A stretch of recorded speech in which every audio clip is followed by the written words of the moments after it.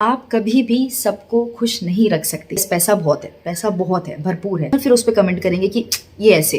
That's okay. कई बार मैं depress हो जाती हूँ, कई बार मैं उदास हो जाती हूँ कि नहीं यार, नहीं बनाना वीडियो मुझे। तो उससे अगर मैं कंपेयर करूंगी यूट्यूब की इनकम को, तो भव्या इस वक्त पीछे अपनी दादी सा के साथ और दादू सा के साथ खेल रही है।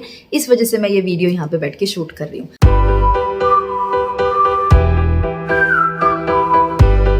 हेलो इनका मगणिसा, स्वागत है आप सभी का मेरे चैनल में और आज के वीडियो में भी। एंड आई होप आप सब बहुत अच्छे होंगे। नाउ टाइटल से आपको समझ में आ ही गया होगा, आज का वीडियो जो है वो एक Q&A वीडियो है, यानी कि क्वेश्चन एंड आंसर वीडियो। मैंने आपसे कहा था कि जब मेरे 10,000 सब्सक्राइबर कंप्लीट हो जाएंगे तो मैं एक स्पेशल Q&A करूंगी जहां पे आप अपने सारे सवाल पूछ सकते हैं मुझसे और मैं उनका जवाब दूंगी। तो आज का वीडियो उसी के बारे में है। इंस्टाग्राम के DM सेक्शन से, यूट्यूब के कमेंट सेक्शन से, सब जगह से मैंने आपके क्वेश्चंस लिए, मैंने अपनी डायरी में नोट किए और आज उन सारे सवालों के जवाब मैं आपको देने वाली हूँ। कुछ पर्सनल हैं, कुछ प्रोफेशनल हैं, कुछ इन जनरल है। सारे के सारे ही क्वेश्चंस के जवाब आपको आज के वीडियो में मिलेंगे। सो मेक श्योर कि आप वीडियो को एंड तक देखिए। ऑल्सो अगर आप मेरे चैनल पे नए हैं या अभी तक सब्सक्राइब नहीं किया है, प्लीज चैनल को सब्सक्राइब कर दीजिए। अपना प्यार और सपोर्ट यूं ही बनाए रखिए और मैं भी पूरी कोशिश कर रही हूँ कि अच्छे से अच्छे वीडियोस आप लोगों तक ला सकूं। तो चलिए ये Q&A वीडियो शुरू करते हैं। सबसे पहले तो काफी सारे क्वेश्चंस रिपीटेड थे जो मैंने पहले Q&A में आंसर कर दिए हैं। मैंने इससे पहले भी जब मेरे 5,000 सब्सक्राइबर कंप्लीट हुए थे तो मैंने मेरे बारे में एक Q&A किया था। तो बहुत सारे क्वेश्चंस रिपीट अभी भी आए थे जिसमें मेरी पर्सनल लाइफ से रिलेटेड बहुत सारे क्वेश्चंस थे। मैं इन शॉर्ट फटाफट से सारी चीज़ें बता देती हूँ जो मेरे नए सब्सक्राइबर्स हैं, जिन्हें मेरे बारे में नहीं पता है उनके लिए। मेरा गांव मकराना के पास में सिरसला है। अगर खुड़द माता जी का नाम आपने सुना है, इंदर बाईसा का, तो वहाँ से 5 किलोमीटर पे मेरा गांव है। लेकिन मेरा जन्म मुंबई का है और मेरे पेरेंट्स जो हैं वो वहीं रहते हैं। तो वैसे देखा जाए ऑफिशियली मेरा मायका मुंबई हुआ और वहीं पे मेरी सारी एजुकेशन अपब्रिंगिंग हुई है। शादी से पहले तक मैं वहीं रहती थी। तो यस, सिरसला एंड मुंबई ये दोनों मेरे मायके हुए। ससुराल की बात करें तो कोटपुतली मेरा ससुराल है। प्रॉपर ससुराल की अगर मैं बात करूं तो पावटा से 1 किलोमीटर पे खेलना गांव है। ये जयपुर दिल्ली हाईवे पे, अगर आपने पावटा शाहपुरा सुना होगा तो पावटा से 1 किलोमीटर पे खेलना है। टीला जी का धाम बहुत फेमस है वहाँ पे, वो मेरा ससुराल है। लेकिन अगेन मेरे इन लॉज कोटपुतली सेटल्ड हैं, 30 ईयर्स से ज़्यादा हो चुके हैं इनको। तो अभी मैं कोटपुतली में हूँ, ये मेरा ससुराल है और अपनी प्यारी सी फैमिली के साथ में मैं यहाँ पे रह रही हूँ। फिर कुछ क्वेश्चंस थे मेरी एजुकेशन और मेरे जॉब के बारे में और ये सारी चीज़ों के बारे में कि मेरी क्वालिफिकेशन क्या है एंड ऑल। मैं ये सारी डिटेल्स पहले बता चुकी हूँ अच्छे से, तो मैं शॉर्टली बता रही हूँ आपको भी। ज़्यादा लंबा वीडियो मैं करना नहीं चाहती हूँ इसके बारे में। तो मैंने BSc बायोटेक की है, उसके बाद में मैंने MBA किया है। मार्केटिंग से मेरी स्पेशलाइजेशन थी। पुणे में मेरा MBA हुआ है और मेरी ग्रेजुएशन मुंबई में थी। उसके बाद में पुणे में ही MBA करते हुए मेरा कैंपस प्लेसमेंट हो गया था। मैंने जॉब किया है कॉर्पोरेट सेक्टर में। उसके बाद में मेरी शादी हो गई। 4 साल मैंने जॉब किया था लगभग, फिर शादी हो गई। शादी होते ही इमीडिएटली मैं मेरे हस्बैंड के साथ में कुआलालंपुर मलेशिया शिफ्ट हो गई थी और काफ़ी साल हम वहाँ थे। उसके बाद में अब हम इंडिया आ गए हैं। मेरे हस्बैंड का वर्क फ्रॉम होम चल रहा है, वो IT सेक्टर से हैं और मैं ये सारी चीज़ें कर रही हूँ जो अभी आप देख रहे हैं। तो यूट्यूब से जुड़ी हुई हूँ मैं, घूमर सिखाती हूँ, बहुत सारी अलग अलग चीज़ें मैं करती हूँ। तो ये मेरा प्रोफेशन है फ़िलहाल के लिए। तो ये एक बेसिक बैकग्राउंड था मेरे बारे में। और चलिए अब जो मेन क्वेश्चंस आए हैं उनके सारे आंसर्स देते हैं। यस, वन मोर क्वेश्चन था कि हम कितने भाई बहन हैं। तो हम 2 भाई बहन हैं। मैं बड़ी हूँ, मुझसे छोटा एक भाई है अंकित, जिसकी शादी के सारे वीडियोस, उसकी शादी अभी नवंबर में हुई थी, लास्ट नवंबर। तो सारी वेडिंग सीरीज़ मैंने कवर की थी। शादी की सारी रस्में, जो भी डांस है, रस्में हैं, मस्ती मजाक है, सब कुछ मैंने कवर किया था। तो अगर आपने वो अभी तक नहीं देखा है तो आप मेरे भाई की शादी की जो वेडिंग प्लेलिस्ट मैंने बना रखी है उसमें सारे वीडियोस है, आप वो चेक कर सकते हैं। तो यस, मैं और मेरा भाई हम 2 हैं। और ससुराल की फैमिली की अगर बात करें तो वो भी छोटी सी है, ज़्यादा बड़ी फैमिली नहीं है। मम्मी जी, पापा जी, मेरे इन लॉज, देन सबसे बड़े जीजा हैं जो मैरिड हैं, सीकर में सेटल्ड हैं। फिर मैं हूँ, मेरे हस्बैंड, ये बड़े भाई हैं और इसके अलावा मेरे देवर और देवरानी हैं। उनको भी आपने मेरे कुछ व्लॉग्स में देखा होगा। तो ये 3 भाई बहन हैं। स्पेशली लेडीज़ ने मुझे बहुत ज़्यादा ये क्वेश्चन पूछा और पर्सनली पूछा था कि जीजा हम भी कुछ करना चाहते हैं, चाहे वो यूट्यूब हो। कुछ एक थी जो यूट्यूब स्टार्ट करना चाहती थी, कुछ थी जो कोई और करियर लेना चाहती थी। पर बोले जीजा हमें फैमिली से ही बहुत ज़्यादा डिमोटिवेशन मिलता है, या अपने आसपास के लोगों से, चाहे इन लॉज हों, चाहे रिलेटिव्स हों, चाहे कोई और हो, हमें उन्हीं से ताने या डिमोटिवेशन मिलता है तो हम आगे कर ही नहीं पाते हैं।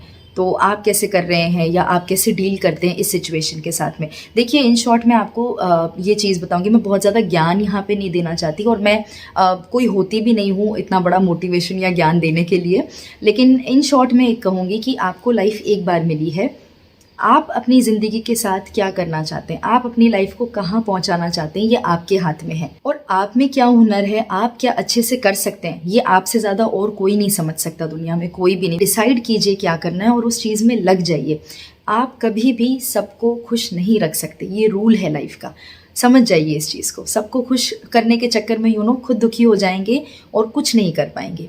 अपना एक एम बनाइए लाइफ में। अगर आप सच में कुछ करना चाहते हैं और किसी चीज़ में आप सच में अच्छे हैं, शुरू कीजिए। डरिए मत, सोचिए मत कोई क्या कहेगा। लोग कहेंगे, काम है, लोग कहेंगे। अगर कोई मेरे बारे में अच्छा सोचता है, पॉजिटिव सोचता है, तो कुछ लोग ऐसे भी होंगे जो मेरे बारे में अच्छा नहीं सोचते हैं, नेगेटिव सोचते हैं, but that's okay, completely. Let's say कोई एंट्रेंस एग्जाम क्रैक करना है, रीट क्रैक करनी है, कोई भी एग्जाम है XYZ, वो क्रैक करना है, आप हाउसवाइफ हैं, उस चीज़ में लग जाइए। आपको 100 लोग खींचेंगे कि पढ़ाई नहीं होगी या ये काम में ये चीज़ें नहीं होंगी, आप अपने आप मैनेज करना सीख जाएंगे। डिफ़िकल्टी होती है, यस मुझे भी होती है, बहुत ज़्यादा होती है। ये जो तैयार होके और एकदम मस्त चकाचक होके आपके सामने बैठती हूँ कैमरा के, इसके पीछे का स्ट्रगल बहुत ज़्यादा होता है, बट दैट डजंट मीन कि आप रुक जाएं। नाउ इसी से जुड़ा हुआ मुझे एक और क्वेश्चन एक सब्सक्राइबर ने पूछा था कि जीजा आप इतने क्वालिफाइड हो तो आप जॉब क्यों नहीं कर रहे हो, आप डांस क्यों सिखा रहे हो। फर्स्टली डांस को डिग्रेड मत करो, डांस सिखाना भी एक कला है, हर कोई नहीं सिखा सकता। दूसरी चीज़ ये कि जी मैं कॉर्पोरेट जॉब करके देख चुकी हूँ, मुझे वहाँ की लाइफ पता है क्या होती है। सुबह 8 बजे निकलते हो, रात के 8 बजे घर पे एंटर होते हो। यस पैसा बहुत है, भरपूर है, लेकिन आपका वर्क लाइफ बैलेंस ज़ीरो हो जाता है। मैं कभी से भी वो नहीं चाहती थी। मैंने पहले जॉब किया बिकॉज मैं वो एक्सपीरियंस लेना चाहती थी, मैं वो एक्सपोजर लेना चाहती थी, लेकिन तभी से मैंने डिसाइड कर लिया था कि मुझे खुद का ही कुछ करना है। इनफैक्ट मैंने MBA भी इसीलिए किया, to understand marketing, to understand management, ताकि आगे लाइफ में मैं अपनी चीज़ करूँ। मैं कम कमा लूँगी, मुझे चलेगा, लेकिन इतनी ज़्यादा चिक मैं कि अपने बच्चे को टाइम नहीं दे पाऊँ, मैं अपने हस्बैंड को टाइम नहीं दे पाऊँ, अपनी फैमिली को टाइम नहीं दे पाऊँ, खुद को टाइम नहीं दे पाऊँ, वो लाइफ मुझे नहीं चाहिए। इसलिए फ़िलहाल जितने भी मेरे करियर ऑप्शंस हैं वो सब घर बैठ के हैं। मैं मेरे टाइमिंग के अकॉर्डिंग, फ्लेक्सिबिलिटी के अकॉर्डिंग काम करती हूँ। जॉब छोड़ने का मतलब ये नहीं है कि मैंने अपना करियर ख़त्म कर दिया या करियर छोड़ दिया। मोस्ट इंपॉर्टेंट, मैं इस चीज़ में खुश हूँ, जो काम मुझे खुशी दे रहा है वो मैं कर रही हूँ। और एक क्वेश्चन आया था कि आप सेकंड बेबी का प्लान कर रहे हैं, तो फिलहाल जी हम भव्या में व्यस्त हैं और अभी हमारा पूरा का पूरा फोकस भव्या पे है। नेक्स्ट क्वेश्चन था कि जीजा आपकी लव स्टोरी के बारे में बताइए। एक सब्सक्राइबर ने मुझे यूट्यूब पे ये कमेंट करके पूछा था। तो जी हमारी कोई लव स्टोरी नहीं है, हमारी अरेंज मैरिज है। जैसे कि जनरली होती है, रिश्ता आया, फ़ोटो एक्सचेंज हुई, बायोडाटा एक्सचेंज हुआ, बट यस इसके पीछे की एक स्टोरी है कि कैसे मुंबई, कोटपुतली कैसे आपस में कनेक्ट हुए, कैसे हम मिले, कैसे हमने डिसाइड किया। एक दिन में हमने डिसाइड किया था, 1 जनवरी 2015 को हम मिले थे और उसी दिन फाइनल कर लिया था कि शादी करनी है। और उसके 9 महीने बाद में हमारी शादी हो गई थी। तो there is a story behind that. Next month में बनाने की सोचूंगी। कमेंट करके बताइए अगर आप इस तरह का कुछ वीडियो चाहते हैं तो, क्योंकि उसके लिए पहले मुझे पतिदेव को मनाना पड़ेगा। इससे रिलेटेड एक क्वेश्चन था कि जीजा आपके इन-लॉज क्या है। मेरे इन-लॉज लाइक मेरे जो हस्बैंड हैं वो शेखावत हैं, रत्नावत शेखावत हैं ये, और कोटपुतली में भी सेटल्ड हैं। मैं राठौड़ हूँ, मेड़तिया राठौड़। नेक्स्ट कमेंट था कि जीजा यूट्यूब पे जो हेट कमेंट्स आते हैं, जो लोगों के नेगेटिव कमेंट्स आते हैं, उससे आप कैसे डील करते हो। जिनके नए यूट्यूब चैनल्स हैं उन्होंने मुझसे पूछा था। तो अगेन मैं सेम फंडा अप्लाई करती हूँ, मैं इग्नोर करती हूँ। सिंपल, मैं ज़्यादा समय व्यर्थ ही नहीं करती।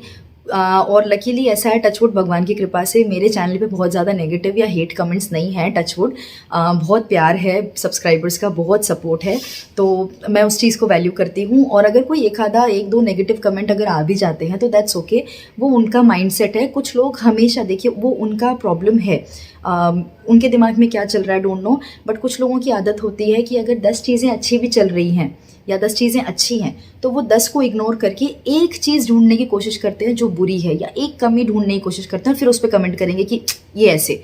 दैट्स ओके, वो उनकी प्रॉब्लम है, वो उनका माइंडसेट है। मैं इग्नोर करती हूँ। कभी कभी जवाब देना ज़रूरी हो जाता है तो वहाँ उन्हें जवाब भी दे देती हूँ, बिकॉज बहुत सारे लोग बिना मतलब नेगेटिव चीज़ ढूंढते हैं आपके वीडियो में, तो होते हैं। मेरे चैनल पे भी आते हैं, दूसरों के चैनल पे भी मैं देखती हूँ कि कईयों पे जाके अननेसेसरी पोक करना, पिंच करना बिना ही मतलब। तो आई थिंक उन लोगों को मज़ा आता है उस चीज़ में।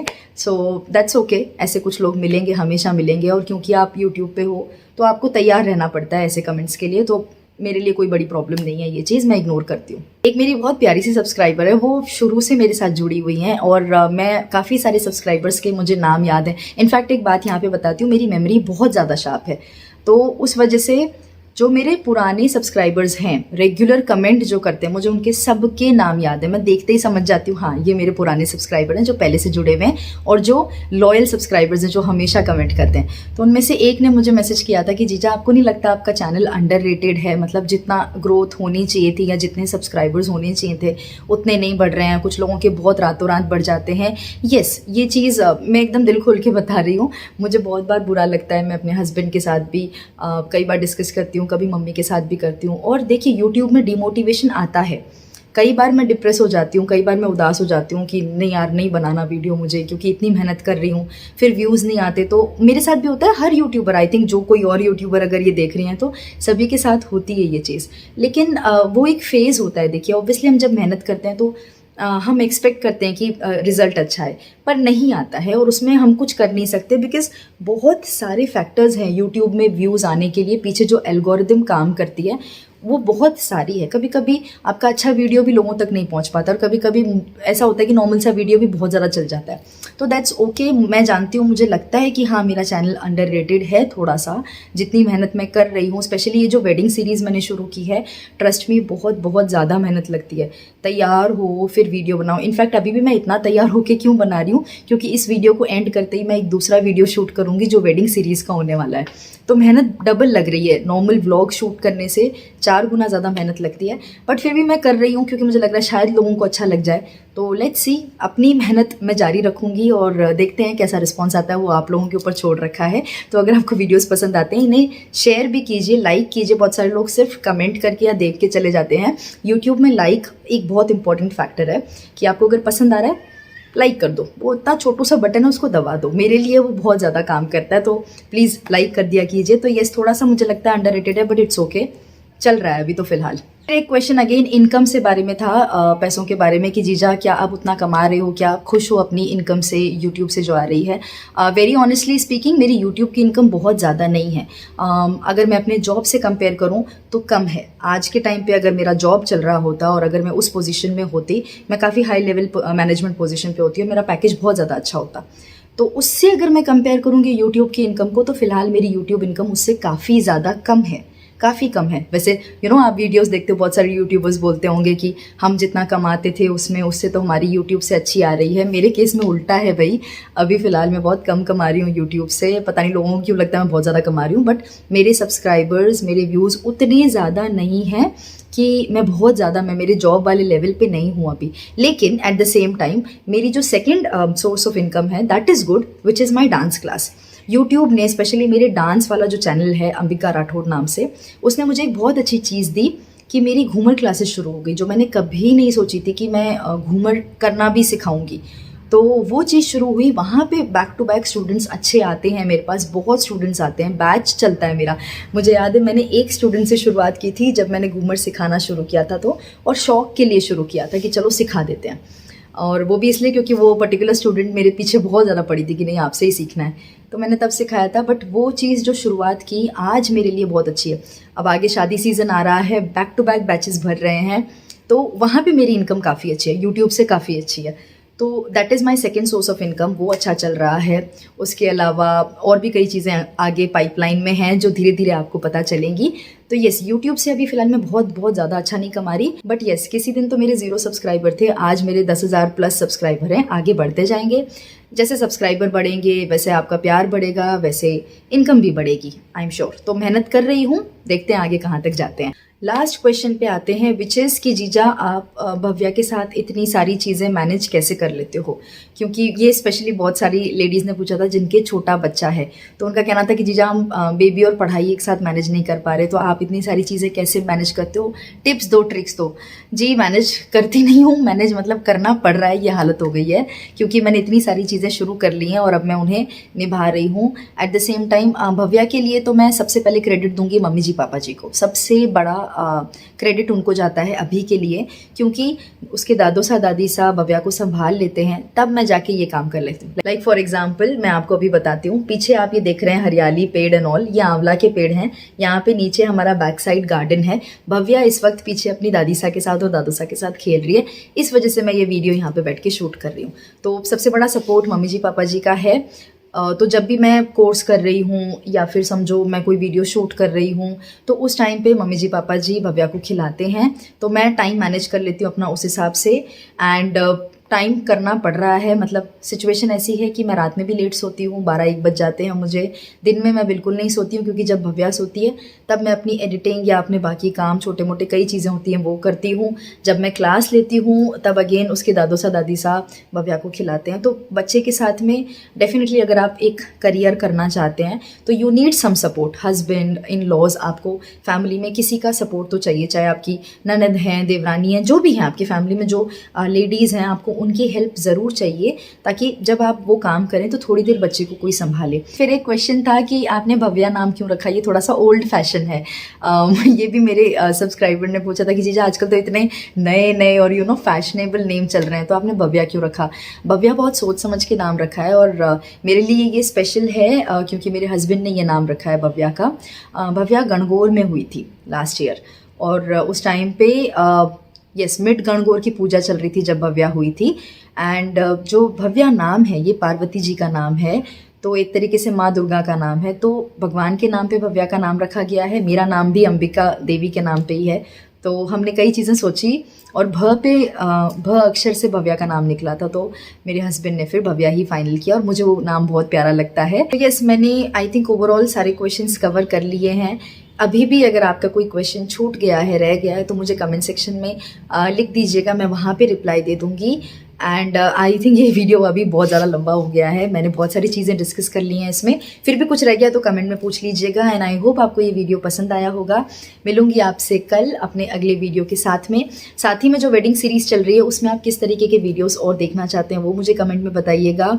सो कल मिलती हूँ अगले वीडियो के साथ में, तब तक अपना ध्यान रखिए। बाय बाय एंड खमा गणिसा।